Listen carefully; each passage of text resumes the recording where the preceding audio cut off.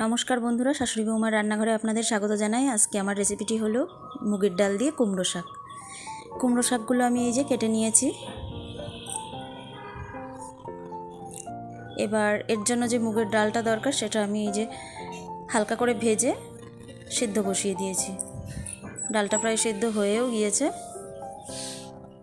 এখানে আমি নিয়ে নিয়েছি 4টে শুকনো লঙ্কা আর একটা বড় সাইজের পেঁয়াজ মোটা করে কেটে নিয়েছি, আর সর্ষে নিয়েছি। যে শাকগুলো আমার ধোয়া হয়ে গিয়েছে, এবার কড়াইতে আমি তেল দিয়ে দেব।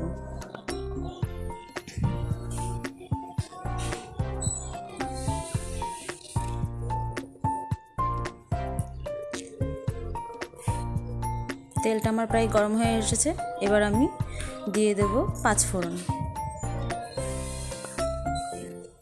এবার এই যে পেঁয়াজটা দিয়ে দিলাম।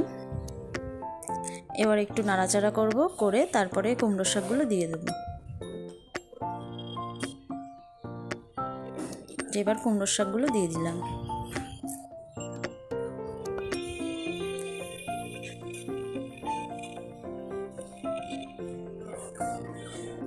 এবার একটু ঢাকা দিয়ে দেব। এই যে একটু লবণ দিয়ে দিলাম, একটু হলুদ দিয়ে দিলাম। এবার এটাকে ভালো করে নেড়ে চেড়ে নেব। একটু ভাজা ভাজা হলে তারপরে ডালটা আর মশলাটা দিয়ে দেব। এই যে আমি ডালটা দিয়ে দিয়েছি।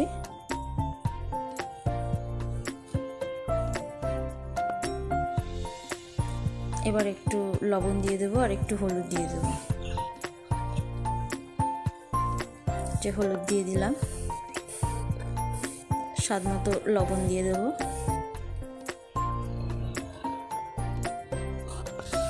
তরকারিটা আমার প্রায় হয়ে এসেছে। একটু চিনি দিয়ে দিলাম নামানোর আগে। এটা একটা সহজ রেসিপি, এটা আমি আমার শাশুড়ি মায়ের কাছ থেকে শিখেছি।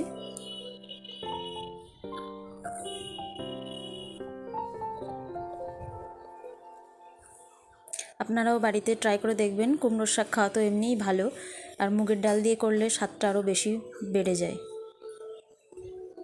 ভালো লাগলে একটা লাইক, কমেন্ট, শেয়ার করবেন, আর সাবস্ক্রাইব করে আমাদের পাশে থাকবেন।